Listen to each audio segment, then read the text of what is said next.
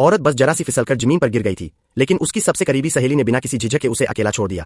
मगर उनके जाते ही वह औरत एकदम शांत भाव से खड़ी हो गई और तुरंत एक काला बॉक्स निकालकर उसमें से 2 चिप्स निकाली और उन्हें अपने कानों में लगा लिया। अगले ही पल एक चमत्कारी नजारा हुआ। उसकी आंखों के सामने एक नेविगेशन रूट दिखाई देने लगा। सामने गहरी खाई होने के बावजूद उसने बिना किसी हिचकिचाहट के रेलिंग पार की और बर्फ से ढकी ढलान पर फिसलती चली गई।